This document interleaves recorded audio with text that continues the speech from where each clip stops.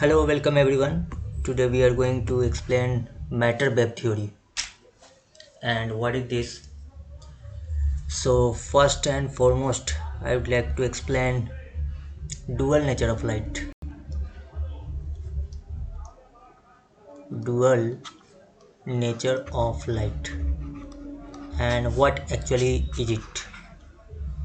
So there are some experimental phenomena of light like reflection, refraction,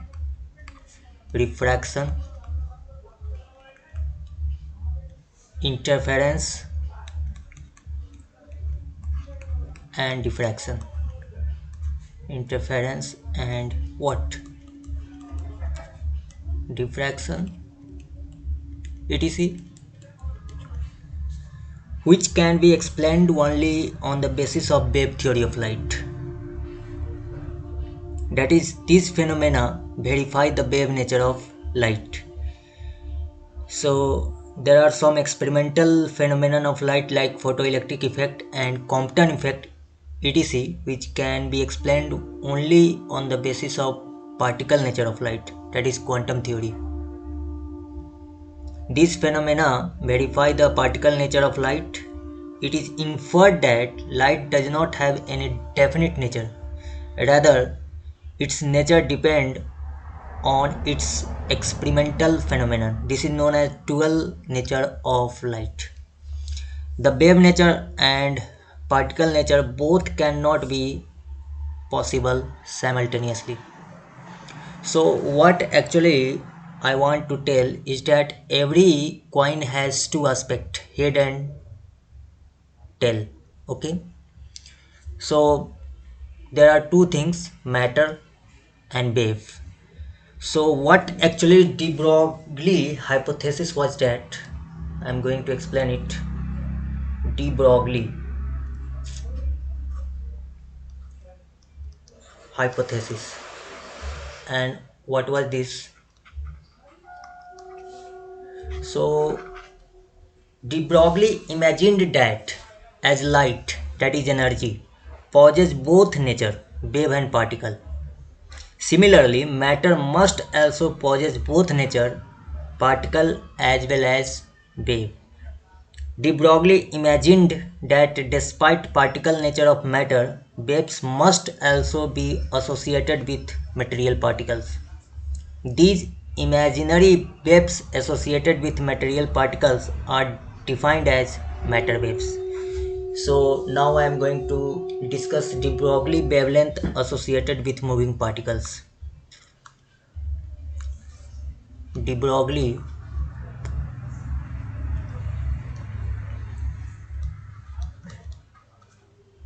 de Broglie wavelength associated with moving particles. So kinetic energy, suppose there is a mass m and which is moving with velocity speed v. So kinetic energy of a particle of mass m and moving with velocity v, its kinetic energy E or K is equal to what?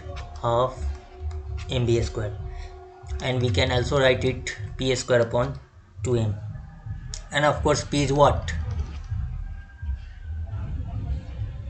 Momentum, okay, of particle. So p is mv, and we can write root under twice me. So according to de Broglie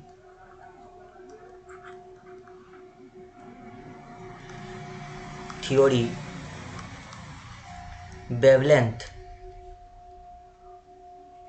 because every particle has also wave character, so if it is wave it must have associated wavelength.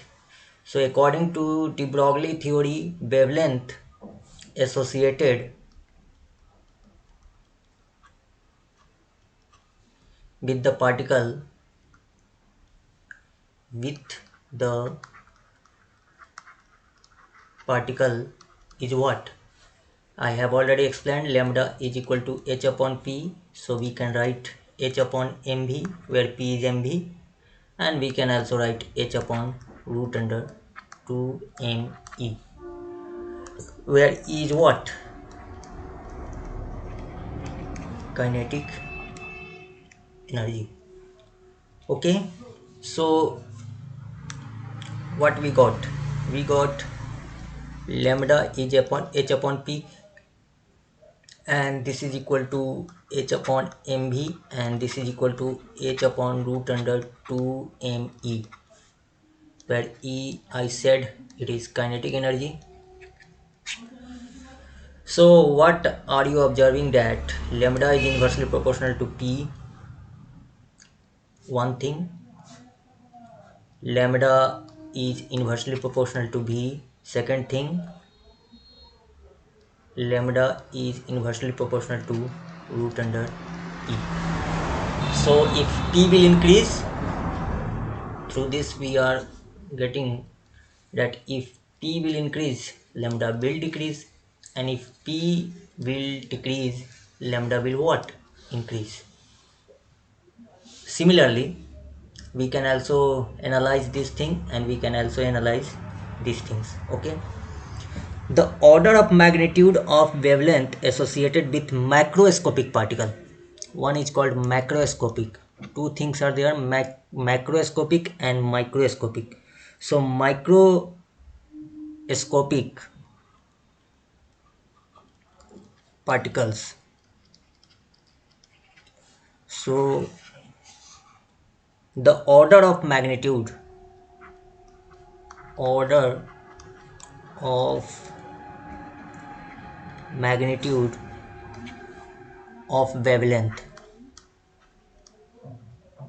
of wavelength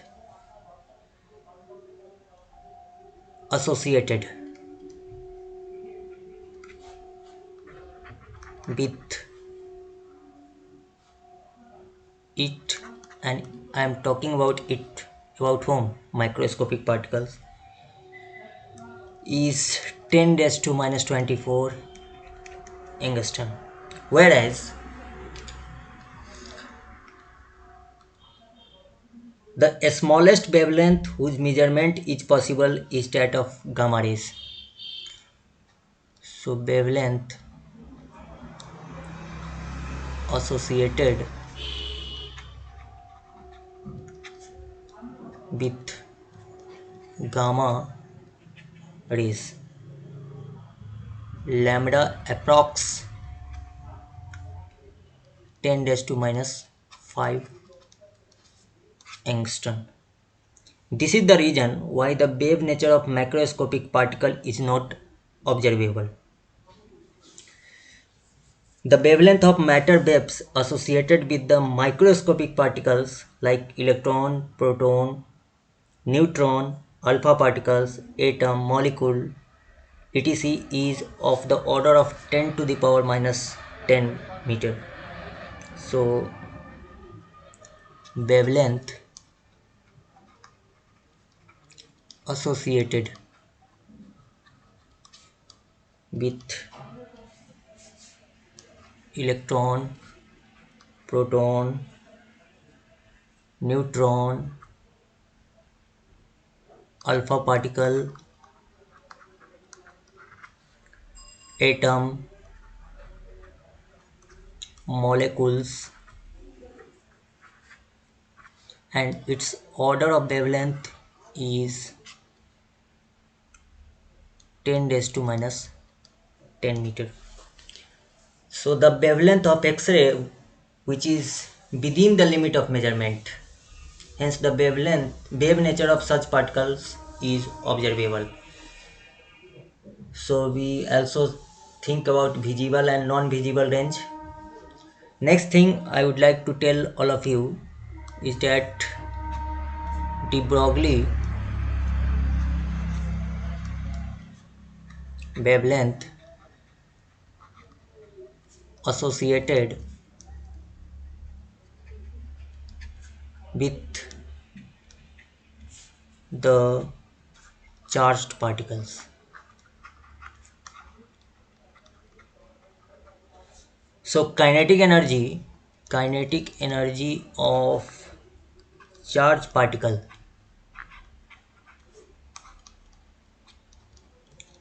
accelerated by potential difference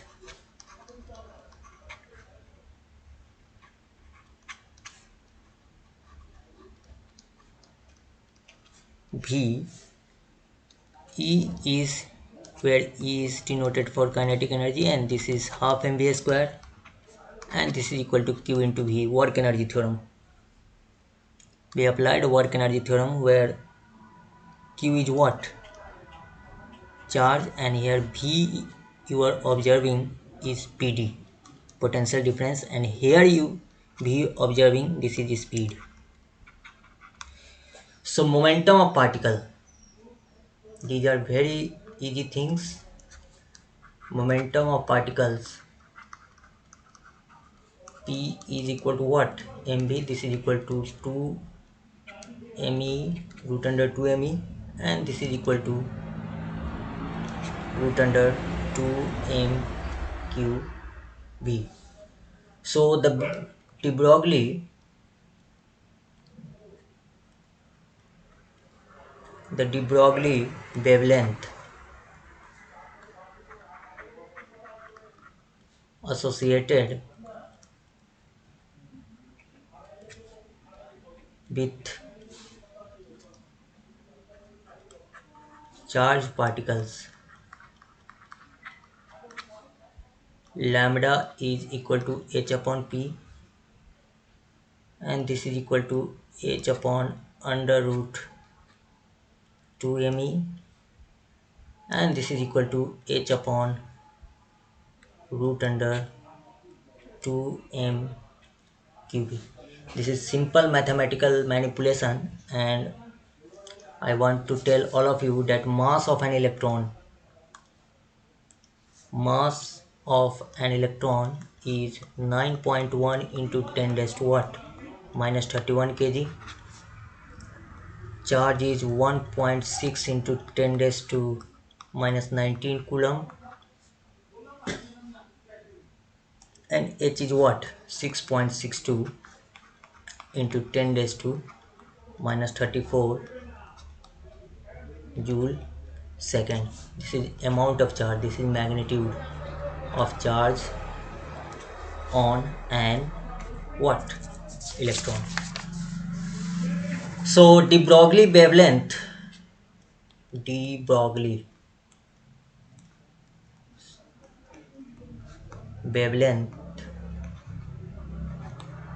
associated with electron.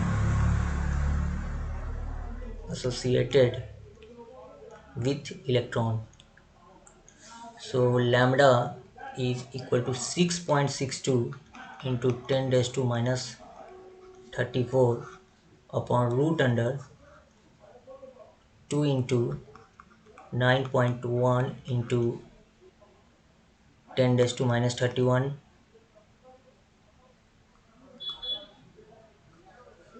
into 1.6 into 10 raised to minus 19 b, or lambda is equal to 12.27 into 10 raised to minus 10 upon root under v m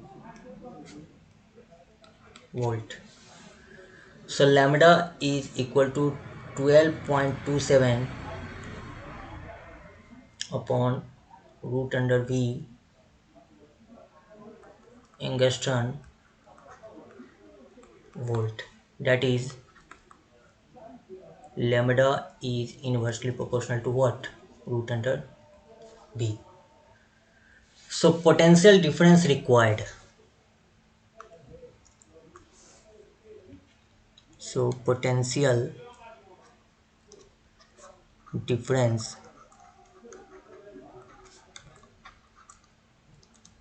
required for electron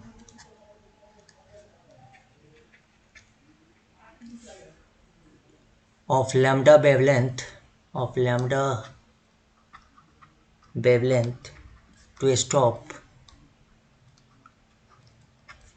is V is equal to 150.6 upon lambda square volt angstrom square. Now I want to also discuss some more important thing. De Broglie, sometimes it is stated de Broglie or de Broglie. Wavelength associated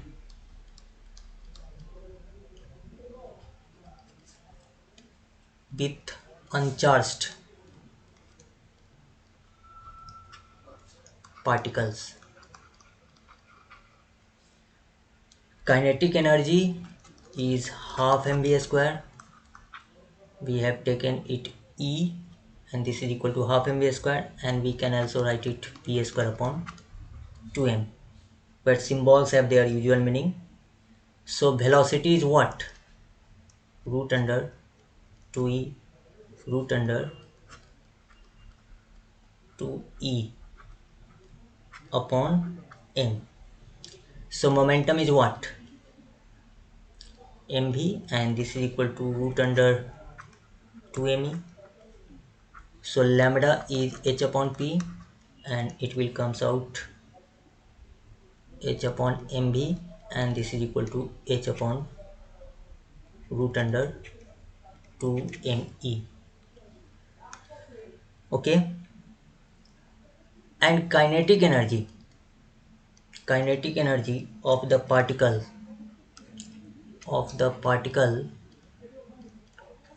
in terms of its wavelength.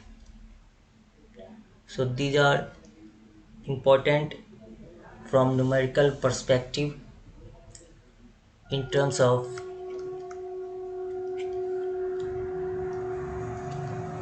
its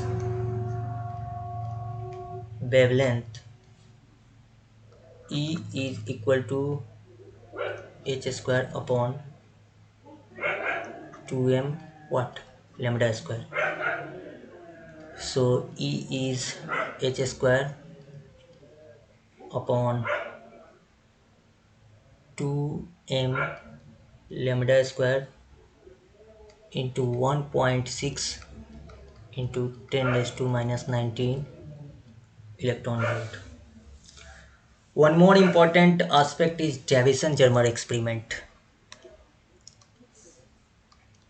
Davison-Germer experiment. And what actually is this? So there is a, I just want to draw some diagram through which you will understand. This is nickel crystal, this is nickel crystal, and after hitting it, it got what?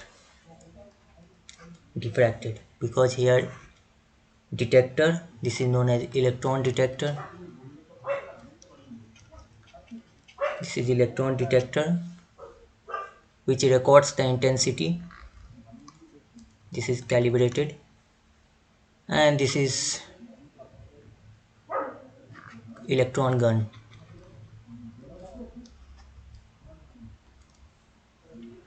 which is kept at potential V.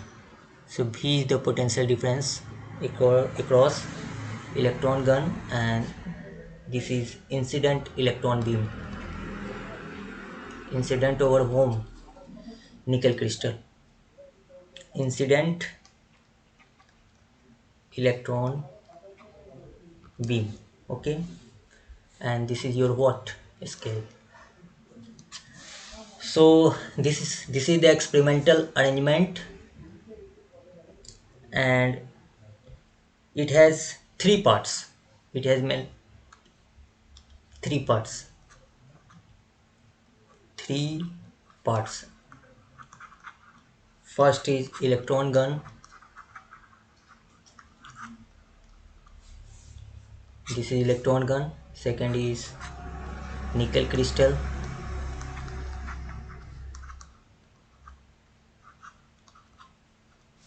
This is nickel crystal, and third one is ionization chamber.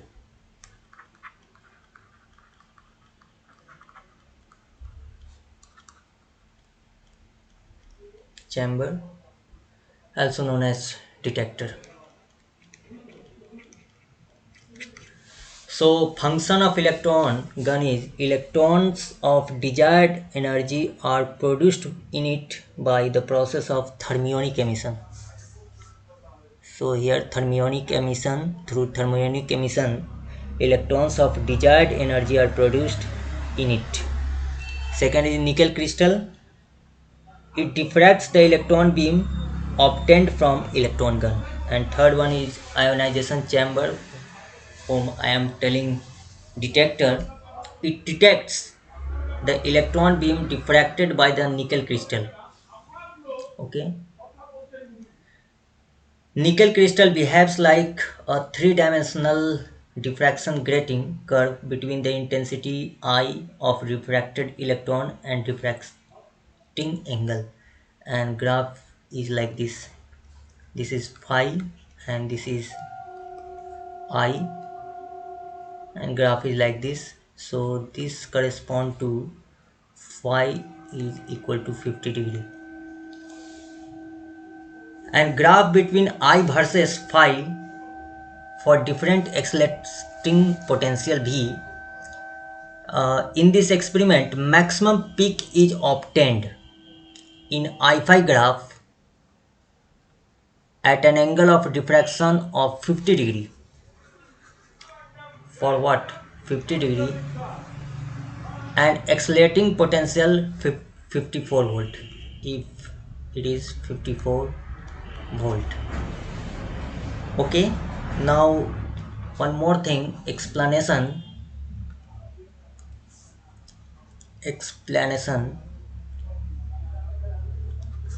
of Bohr quantization condition. So according to de Broglie, electron revolves around the nucleus in the form of stationary waves, that is wave packets, in the similar fashion as stationary waves in a vibrating string. Electron can stay in those circular orbits whose circumference is an integral multiple of de Broglie wavelength associated with the electron. So what I want to tell is that stationary wave. So this is a stationary wave, standing wave. This is stationary wave. Okay. So corresponding to n is equal to 1 wave is this, and corresponding to n is equal to 2, this is the situation. So what actually explanation of Bohr's quantization condition was, according to de Broglie, electrons revolves around the nucleus in the forms of stationary waves, that is wave packets, in the similar fashion as stationary waves in a vibrating string. Electron can stay in those circular orbits whose circumference is an integral multiple of de Broglie wavelength associated with the electron, that is 2 pi r is equal to n lambda, and we know lambda is equal to what? H upon mv, and this 2 pi r is equal to n lambda. So from this, mvr is equal to nh upon 2 pi. This is called what? Bohr's quantization condition. Thank you so much to all of you for showing your great patience.